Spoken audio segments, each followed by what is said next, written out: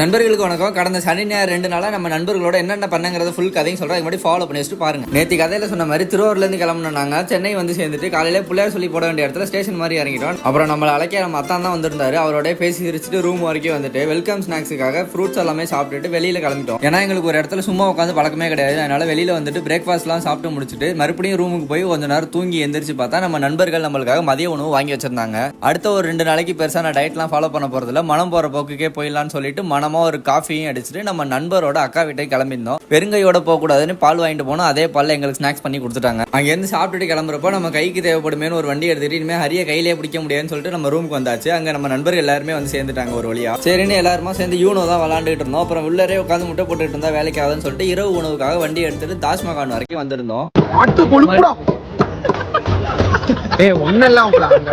நான் சொன்னது மாதிரிதான் நம்ம உணவுல கொஞ்சம் ரெஸ்ட்ரிக்ஷன் கிடையாது இந்த 2 நாளைக்கு மட்டும். அதனால கொஞ்சம் நல்லாவே சாப்பிட்டேன். அப்புறம் இவரை பார்த்து வச்சுக்கோங்க, நம்ம நண்பர் ஐயா. வழக்கமா நாங்க எல்லாரும் எப்ப மீட் பண்ணாலும் சரி டர்ஃபை புக் பண்ணி விளையாடுறது ஒரு வழக்கம். விளையாடுறோமோ இல்லையோ விளையாட்டு காட்டுவோம் நல்லா. அதுல ஒரு பால் தான் மிஸ் ஆச்சு, அதுக்கே இவ்வளவு சண்டைன்ற மாதிரி ஆயிடுச்சு. நான் சிம்பிளா ஒரு பாட்டை போட்டு எல்லாரையும் சால்வ் பண்ணி வச்சுட்டேன். ஒரு வழியா ப்ராப்ளம்லாம் சால்வ் ஆனது சரி. ஆனா வயிற்று கொஞ்சம் சால்வ் பண்ணணும்னு சொல்லிட்டு சாப்பிட போயிருந்தோம். வாங்கினது என்னமோ ஒரு தோசை, ஆனா சாப்பிட்டது 10 பேர். அதுக்கு மேல என்ன பண்றது, மூலையில ஐடியா இல்லைனால டேரக்டா வண்டியை பீச்சுக்கு விட்டுட்டு அங்க போய் யோசிச்சுட்டு இருந்தோம். ஆனா யோசிச்சுக்கிட்டே விடிஞ்சிருச்சு. அது சரின்னு வந்து படுத்து தூங்கியாச்சு. காலைல எழுந்திருச்சதே சூரியன் சுளிர்னு அடிக்கும் போது தான் இதுக்கு மேலே இங்கே இருந்தால் வேலைக்கு ஆகாதுன்னு சொல்லி குளிச்சு கிளம்பிட்டு முதல் வேலையாக நம்ம மூளைக்கு எனர்ஜி கொடுக்கணுங்கிறதுக்காக மனமாக ஒரு காஃபியை குடிச்சிட்டு நம்ம நண்பர்கள்லாம் ரெஸ்ட் எடுத்துட்டு இருக்க நேரத்தில் பக்கத்தில் இருக்க டெக்கத்தலான் போயிட்டு எனக்கு கொஞ்சம் பர்ச்சேசிங் வேலையெல்லாம் முடிச்சுட்டு நம்ம அக்கௌண்ட் முதலேருந்து பார்க்குற நண்பர்களுக்குலாம் தெரியும், ஊட்டச்சத்து நிபுணர் நண்பர்னு சொல்லியிருப்பேன். அவங்களையும் பார்த்துட்டு நம்மளுக்கு எப்படி காஃபியோ அதே மாதிரி அவங்க டீ அதே அவங்களோட குடிச்சிட்டு இன்னொரு நண்பரை பார்க்க வேண்டிய வேலை இருந்துச்சு. அவங்களுக்கு கொஞ்சம் ஷூட்லாம் பண்ணி கொடுத்ததுனால காஃபி வாங்கி தரதா சொல்லியிருந்தாங்க. சரின்னு யோசிக்காம போயிட்டு காஃபிலாம் குடிச்சிட்டு கொஞ்சம் டிஸ்கஷன்லாம் இருந்துச்சு. அதெல்லாம் பண்ணி முடிச்சுட்டு ரிட்டர்ன் வர வழியில் டிராஃபிக்லாம் மாட்டிட்டேன். சரின்னு பக்கத்துலேயே நம்ம நண்பர்கள் பார்க்ல இருந்தாங்க. அங்க போய் செட்டில் எல்லாம் விளையாண்டு நம்ம ஊருக்கு கிளம்ப வேண்டிய நேரமும் வந்துருச்சு. கடந்த ஒரு 2 நாளா அருமையான நினைவுகளோட இந்த சென்னையில இருந்து கிளம்பி நம்ம நண்பர்களுக்கெல்லாம் டாடா பை பாய் சொல்லிட்டு இன்னொரு நாள் இதே மாதிரி அமையுங்கிற நம்பிக்கையில இந்த வீடியோ முடிச்சுக்கிறேன். இன்னொரு வீடியோவில் உங்களை சந்திக்கிற வரைக்கும் ஒழுக்கமா இருக்கு.